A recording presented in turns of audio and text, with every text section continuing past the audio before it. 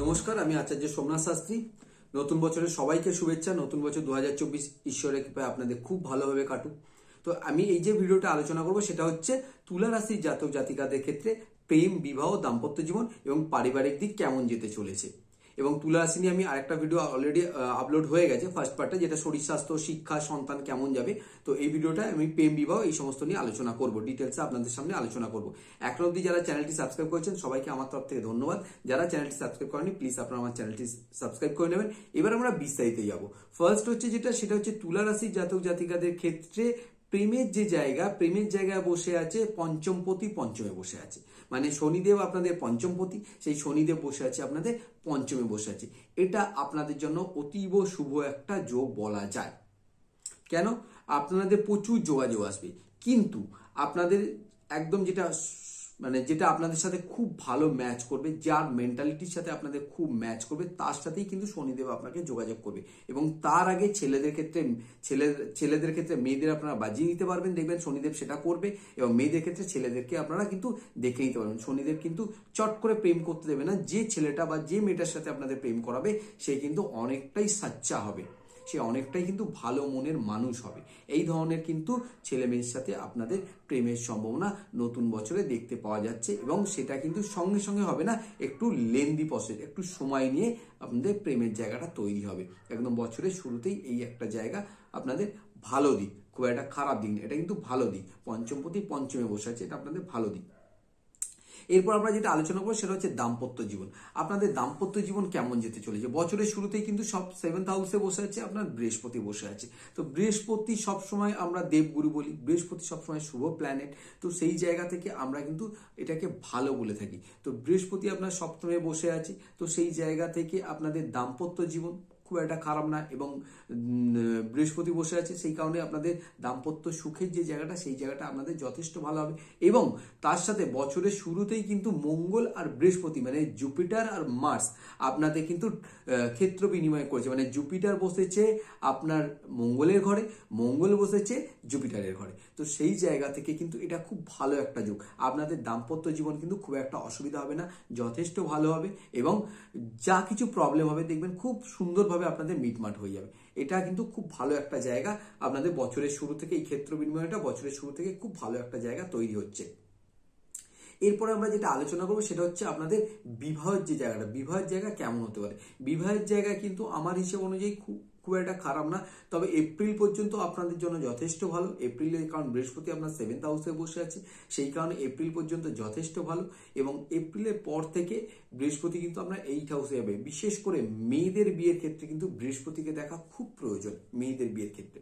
তো আপনার বৃহস্পতি কিন্তু এপ্রিলের পরে অষ্টমে যাবে, সেই কারণে বিয়ের জায়গাটা যদি এপ্রিলের মধ্যে আপনারা রেডি করে নিতে পারেন খুব ভালো। আর যদি না হয় তখন আপনার জন্মকালীন রাশিচক্র দেখা প্রয়োজন। তো বিয়ের যোগ আছে কিনা সেই অনুযায়ী আপনার কিন্তু একটা চিন্তা ভাবনা করে ডিসিশন নেওয়া দরকার। কারণ এখন আপনার সপ্তমে 7th হাউসে বিয়ের জায়গায় বৃহস্পতি বসে আছে, জুপিটার বসে আছে।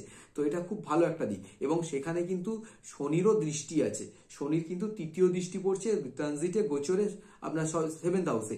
যখন ওখান থেকে বৃহস্পতি সরে যাবে তখন শনির দৃষ্টি কিন্তু আপনার 7th হাউসে পড়বে, এবং সেটা কিন্তু স্ট্রংলি ভাবে পড়বে। কারণ বৃহস্পতি আছে অনেকটাই বৃহস্পতি সাপোর্ট করছে, কিন্তু বৃহস্পতি সরে গেলে শনির দৃষ্টি যখন ডাইরেক্ট পড়বে তখন কিন্তু বিয়ের জায়গা আপনাদের ডিস্টার্ব হবে।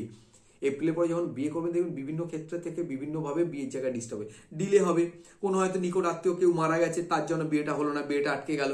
বা কারোর কোনো শারীরিক অসুস্থতা হয়েছে, সেই কারণে হয়তো বিয়েটা হলো না, বিয়েটা আটকে গেল। এই ধরনের প্রবলেম আপনাদের হবে। তো সেই কারণে বিয়েটা আপনারা যখন করবেন এপ্রিলের মধ্যে করে নেওয়ার চেষ্টা করবেন, তারপরে না যে কোনোই ভালো। তো এই জায়গাটা একটু মাথায় রাখবেন।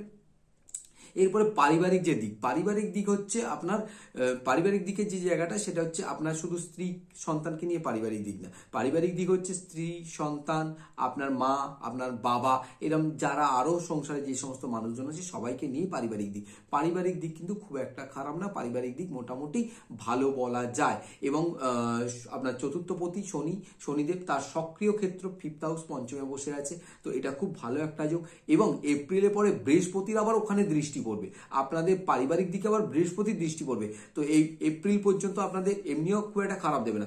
এপ্রিলের পরে যখন পারিবারিক দিকে আপনার বৃহস্পতির দৃষ্টি পড়বে তখন কিন্তু আমাদের ফিনান্সিয়ালি যে জায়গাটা, সেই জায়গাটাকে আবার স্ট্রং করে দেবে।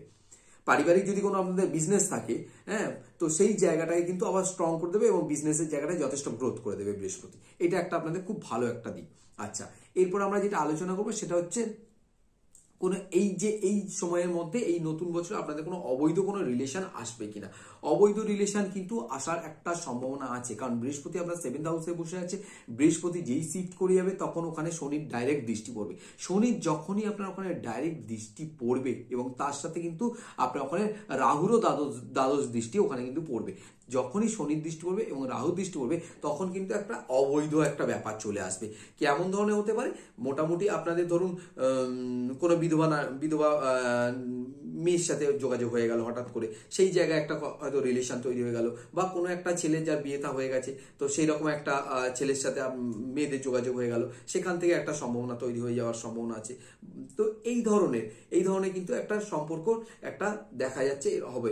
এবং তার সাথে কিন্তু যদি আপনার জন্মকালীন রাশিচক্রে অবৈধ কোনো সম্পর্ক যোগ থাকে তবে কিন্তু আপনার ট্রানজিট কিন্তু সেই রকম একটা ইন্ডিকেট করছে, সেই জায়গা থেকে কিন্তু আপনাদের অবৈধ একটা রিলেশন হওয়ার সম্ভাবনা থাকবে।